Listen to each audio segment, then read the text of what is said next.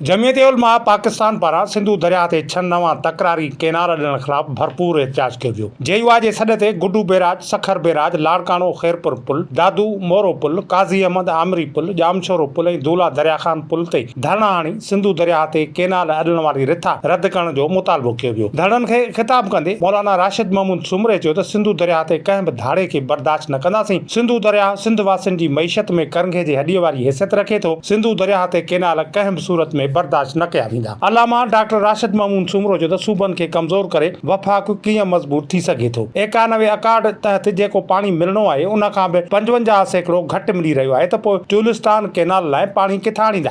ॾिसो, सिंध सां ज़ुल्म थी रहियो आहे, ज़्यादती थी रही आहे। दरिया जो पाणी चोरी करण जी कोशिश कई पई वञे। 1991 जे अकार्ड जे तहत जेके मुआहदे जे तहत पाणी मिलणो आहे उन में बि 55% जी शॉर्टेज आहे। दरिया जे पेट में वारी उॾामी रही आहे। जेकॾहिं इहा सूरत हाल रही त पोइ अॻिते त पाणी जो कतरो सिंध में न हूंदो। ज़्यादती थी रही आहे। कंहिं बि क़ीमत ते सिंध जे हक़नि ते धाड़े हणण जी इजाज़त न ॾींदासीं। सिंध सरापा एहतिजाज आहे। विफ़ाक़ खे इहो फ़ैसिलो वापसि वठणो पवंदो। असां मुल्क मज़बूत ॾिसणु चाहियूं था।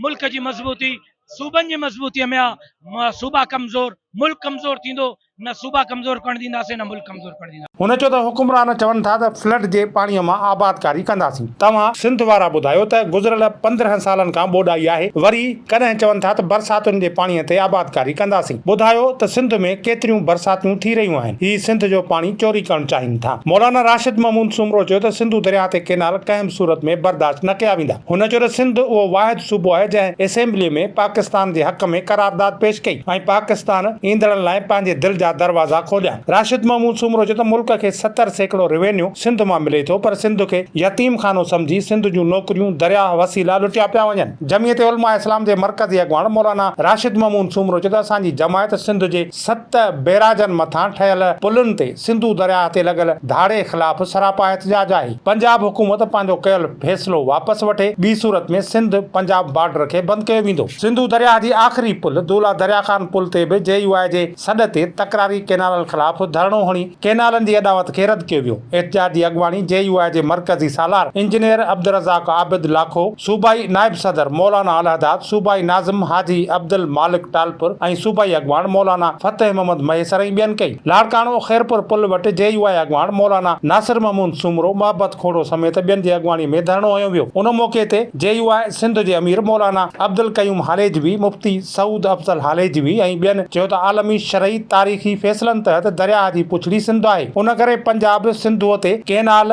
डेम या बंद नथो ठाहे सघे। सिंधियुनि खे बग़ावत तरफ़ न धिकियो वञे। धरणे सबबि 10 किलोमीटर रस्तो ब्लॉक रहियो। होॾां सखर बैराज मां वारी उॾामंदे माण्हू पिटूं पारा था ॾींदा रहिया। एहतिजाज में सिंध वासियुनि वॾे अंग में शिरकत कई, जॾहिं त मुख़्तलिफ़ बैराजनि ऐं पुलियुनि ते धरणनि सबबि ट्रैफ़िक मुअतल रही।